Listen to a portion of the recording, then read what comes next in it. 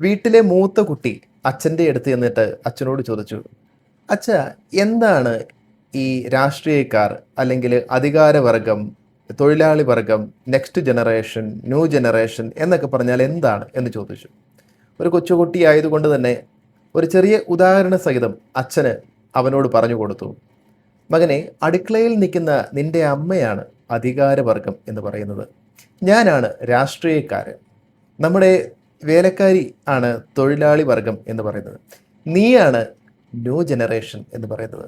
ആ തൊട്ടിലിൽ കിടക്കുന്ന നിന്റെ കുഞ്ഞി പെങ്ങളാണ് നെക്സ്റ്റ് ജനറേഷൻ എന്ന് പറയുന്നത്.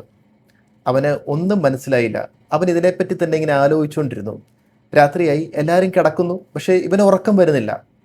കാരണം ഇവൻ ഇതിനെപ്പറ്റി തന്നെ ഇങ്ങനെ ആലോചിച്ചുകൊണ്ടിരുന്നു. കുറച്ച് നേരം കഴിഞ്ഞപ്പോഴാണ് അവൻ്റെ കുഞ്ഞിപ്പെങ്ങൾ കിടന്ന് കരയുന്നത് അവൻ കേട്ടു. കുറച്ച് നേരമായി അവൾ കരയാൻ തുടങ്ങിയിട്ട്. അവൻ എണീറ്റ് ചെന്ന് നോക്കി, ആരും അവളെ എടുക്കാനില്ലേ എന്ന്. നോക്കിയപ്പോൾ അവൻ്റെ അമ്മ അവിടെ കിടന്ന് ഉറങ്ങുന്നത് കണ്ടു. അവൻ അവിടെ നോക്കി, അച്ഛനെ അവിടെയെങ്ങും കണ്ടില്ല. അച്ഛനെ അന്വേഷിച്ചവൻ നടന്നപ്പോൾ അച്ഛൻ വേലക്കാരിയുടെ തലയിൽ മടിവെച്ച് അടുക്കളയിൽ കിടപ്പുണ്ട്. അവന് സങ്കടം വന്നു. അവന് അത് കണ്ടിട്ട് തിരിച്ചു പോന്നു. അവന് ഉറക്കമില്ലാതെ ഇതിനെപ്പറ്റി തന്നെ ഇങ്ങനെ ആലോചിച്ചു കൊണ്ടിരുന്നു. പിറ്റേന്ന് രാവിലെ അവൻ അച്ഛനെ കണ്ടപ്പോൾ അച്ഛനോട് പറഞ്ഞു, അച്ഛാ, അച്ഛൻ ഇന്നലെ പറഞ്ഞു തന്ന കാര്യം എനിക്ക് വളരെ വ്യക്തമായിട്ട് മനസ്സിലായി. അപ്പോൾ അച്ഛൻ അവനോട് ചോദിച്ചു, എന്താണ് നിനക്ക് മനസ്സിലായത്? പറ, കേൾക്കട്ടെ. അവൻ പറഞ്ഞു, അധികാരവർഗം ഉറക്കം നടിക്കുന്നു, രാഷ്ട്രീയക്കാർ തൊഴിലാളി വർഗത്തെ ചൂഷണം ചെയ്യുന്നു.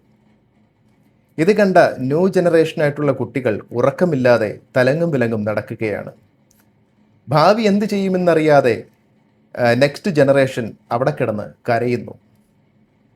എന്താ അല്ലേ?